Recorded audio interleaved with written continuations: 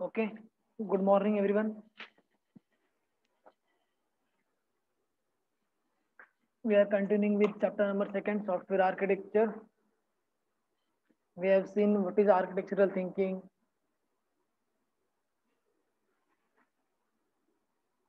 then what is software architecture, what is the role of software architecture in software development. Software architecture bridges the gap between requirements and implementation. Then what is software architecture is, what is it is not. Software architecture is it is a structure for software system. Okay. Then we have seen the implications of this software architecture definition. Then we have seen the stakeholders of the system that who influences the software architecture. Okay. Then we have seen why software architecture is important. Okay. We have seen three fundamentally fundamental reasons that's why the software architecture is important from technical perspective, that is communication among stakeholders by mutual understanding, then early design decisions, then transferable abstraction of a system, reusability model. Okay, we have seen the 4+1 view, architectural view. Okay, then we have seen the structure. Now we are going to see why we need software architecture. Okay, so software architecture is necessary because in real world the systems are very large and complex. Okay, so we need to divide and conquer that software architecture into number of modules. Okay, so software architecture is used for distributing the works to teams for developing components. Okay, in parallel. Okay, distributing works to team, then integrating the components after distributing or after development. We are going to integrate that components. Okay, then planning and defining strategies for software testing, then understanding the big picture of the system. Okay, understanding the systems. Okay, then software architecture is for project managers, developers, testers, okay, and customers. This architecture is important for these departments.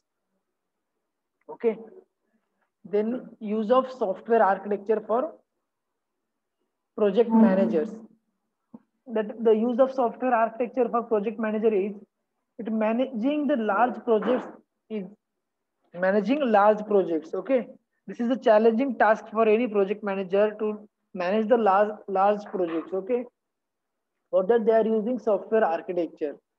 Software architecture can help to help managers through divide and conquer strategies. Divide and conquer strategies means we are going to divide that architecture or that system into number of modules, and we are going to assign this task to number of departments. Okay, so project managers can use software architecture for assigning budget and effort for components. Okay, coordinating with architects, developers, testers. Okay, so software architecture is useful or helpful for project manager for coordinating with architects, developers, testers. Okay, assigning people with the right skills to their right components. Okay, so means people with device driver skill to hardware or OS incentive components, or people who is having the development skill. We are going to assign the development module to the developers, testing to that testers. Okay, so tracking the project progress based on individual components. So through software architecture we are going to track and we are going to manage that progress based on the individual components, individual modules. We are going to track the in track the what we can say track the module, track the graph, or track the uh, work progress by using that software architectural for each and every components or each and every modules of that system. Okay, or we are going to next one is developing a business model or marketing strategy for that system by using software architecture. Okay, so then the software architecture is useful for developers and testers. Okay, so how? So developers should implement individual components based on software architecture. Based on that software architecture, developers are going to develop or implement that their modules by their requirements. Okay, so developer needs to understand software architecture before making any changes to existing implementation. If that implementation or the system is already implemented, or we are going to do any updation or any modification to that system, then developer has to focus on the software architecture that is already implemented. So developer has to see that already implemented software architecture, has to understand the requirements or the changes that that existing system is having. Okay, then tester have to define test strategy based on software architecture. Okay, whenever we are going to test any software, we have to follow some strategies. We have to create some test cases based on the requirements, based on the user's perspective. Okay, so it should be low level components be tested first. Okay, we are going to test the low level components, like we are going to test first, we are going to test the GUI, then fields of this. Okay, so tester may have to write some mock test cases or stubs to unit test individual components. So a tester has to write some test cases based on the requirements. That test cases may be has to fulfill the requirements of the customer. Okay, so these are some usefulness of software architecture. Okay, we have seen the architectural structure and views. Okay, so we have seen the 4+1 view of structure. Okay, we have seen view, that is a representation of set of elements and relations among them. Then structure is a set of elements. Okay, set of hardware, software, this is the structure. Okay, here there are three type of software structure. First one is module structure, then component and connector structure, and allocation structure. Then here module structure includes some software structures like decomposition, classes or generalization, uses, then layered. Then component and connector structure includes client server software structure, process, share data, concurrency. And in allocation structure, it includes work assignment, deployment, and implementation. We will see one by one. So first one is module structure. In this module structure, elements are modules. Here elements are modules of the system. Okay, so which are units of implementation. We are going to implement that units. Okay, units are here, elements are modules. We are going to implement those modules. Okay, so some software structures for that. First one is decomposition. Here it shows how larger modules are decomposed into smaller one recursively. We are going to decompose, for example, we are going to implement one module having that module is consisting of in large size. Okay, so we are going to divide that module into sub modules. Okay, that means decomposition of that module. Okay, we are going to decompose that modules into sub modules. The next one is uses. The units are modules, procedures, or resources on the interfaces of modules. Okay, the units are related by their uses relations. There are some relationships between that modules or procedures. Okay, the third one is layer structure. Okay, so it uses relations structure into layers. There are some layers. Okay, layers in modules. Then last one is class or generalization. It shows the relationship like inherits from, is an instance of, relations among modules. There are some modules, there are some relationship between that modules. Okay, so whenever we are going to decompose any modules, or we are going to create new module, or we can inherit module from any another module. Okay, we are going to create instance of any module, so that at that time we are going to use the relationship like inherits from or is an instance of relationship. Okay, for modules. This is the module structure of software architecture. The next one is component and connector structure. Okay, here components are the modules or the part of the system. Okay, and the connectors are the links between or the environment to connect that components. Okay, this is the component and connector structure for software architecture. In these elements are runtime components and connectors. Runtime components, that is units of computation, okay. And the relation is attachment. Attachment means it's showing how the components and connectors are hooked together, how they are connected together, components and connectors, okay. It includes the some software structures. First one is processor communicating processes. Here units are processes or threads that are connected with each other by communication, by synchronization, or by exclusion operations, okay. Here processes, you know what is process and threads. There are some small programs, okay.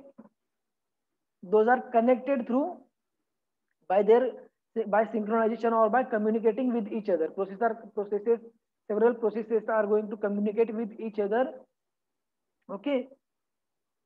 The next one is concurrency. Here concurrency means the units are components, okay, and the connectors are, here in this unit the components and connectors are logical threads. Logical threads. Here logical thread is a sequence of computation that can be allocated to a separate physical thread. Thread is a small code of small program, okay. So the logical thread, it is a sequence of computation.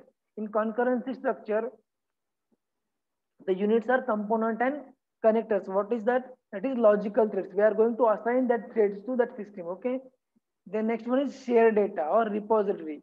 This structure comprises component connectors that create, store, and access the persistent data. Share data means here connector and components are, we have to create the data, we have to create data, store that data, and we have to access that persistent data, okay. We have to create the repository for that structure or for that system, okay. Here the component and connectors are that repository, okay. The next one is client server structure, okay. Here the component and connectors are client and server.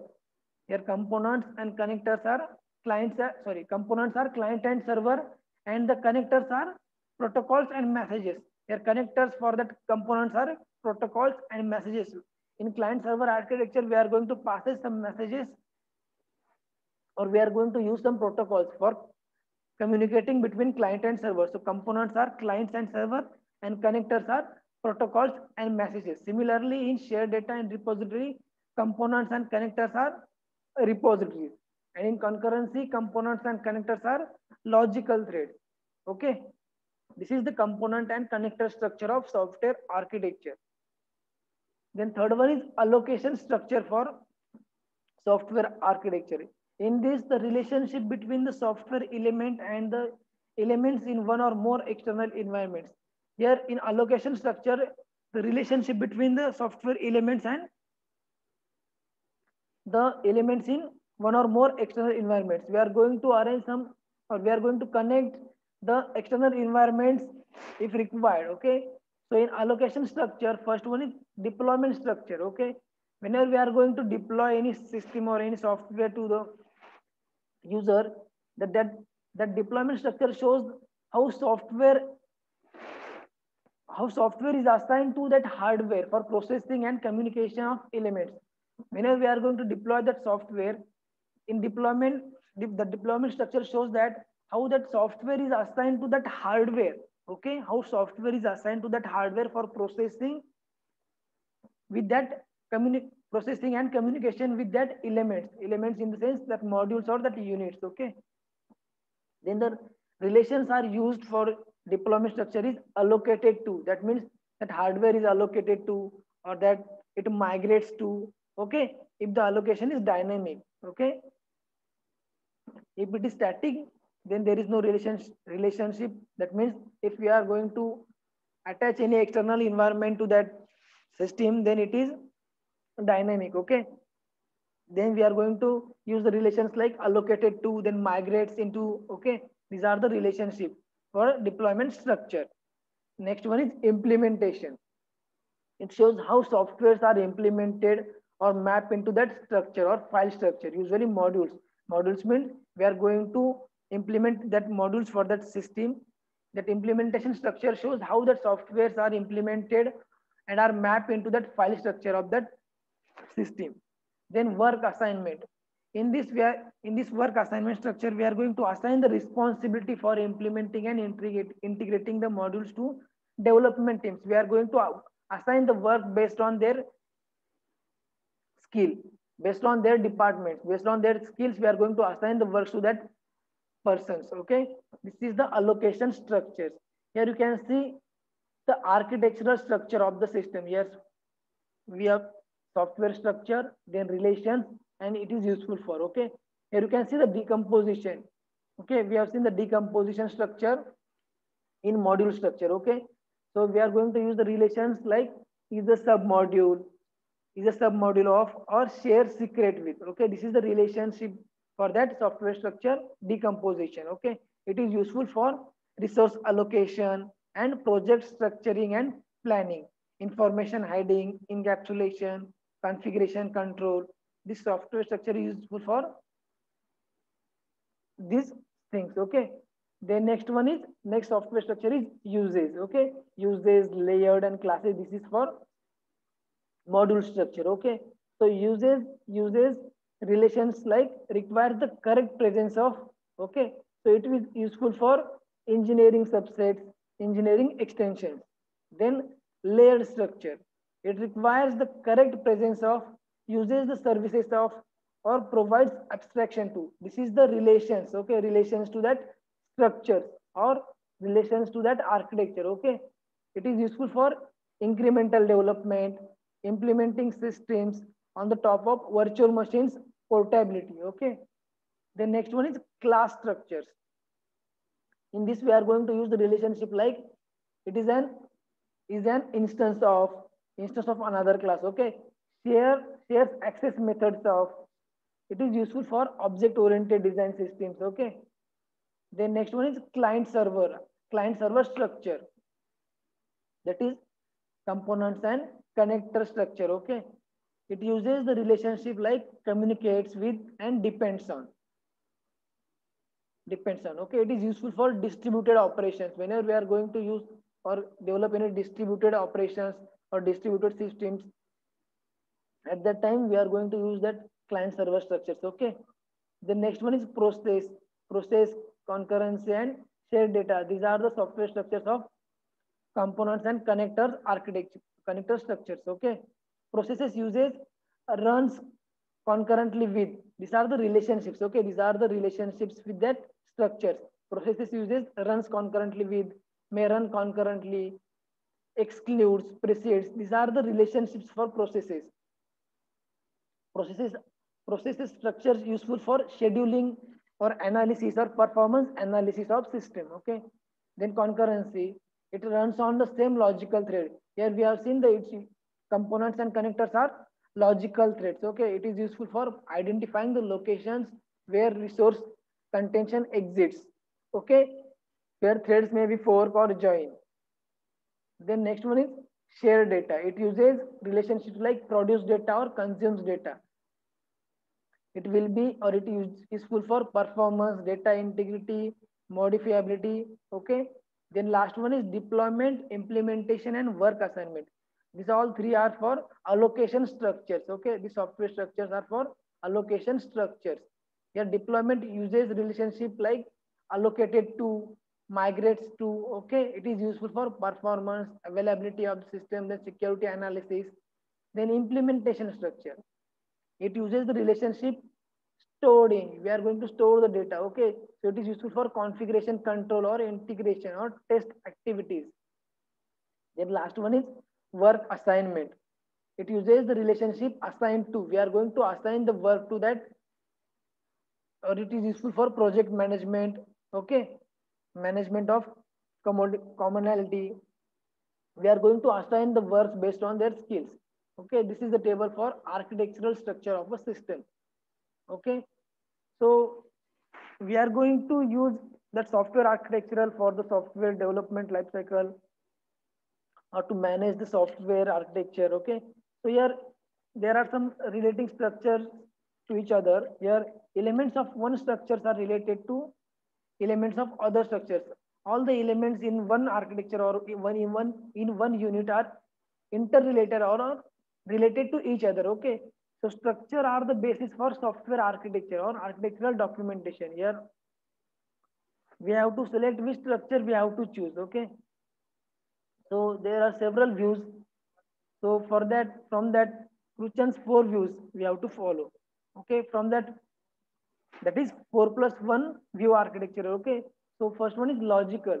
So the elements are key abstractions which are manifested in the object oriented world as a object or object classes. Okay. This is present in module view. That is 4 plus 1 view. Then next one is processes. Okay. Processes is, it is a component and connector view. Okay. This view addresses concurrency and distribution of functionality. The next one is development. This view shows the organization of software modules, libraries, subsystems, and the units of development. It is an allocation view mapping software to the development environment. In development, we are going to map the software, or we are going to allocate, or we are going to develop that software. Okay. Then last one is physical. This view maps other elements onto processing and communication nodes. Okay. We are in physical, we are going to deploy that software. That is, this is an this is also this is also an allocation view. Okay. These are some structures that we are going to choose. Okay. That is 4 plus 1 view architecture.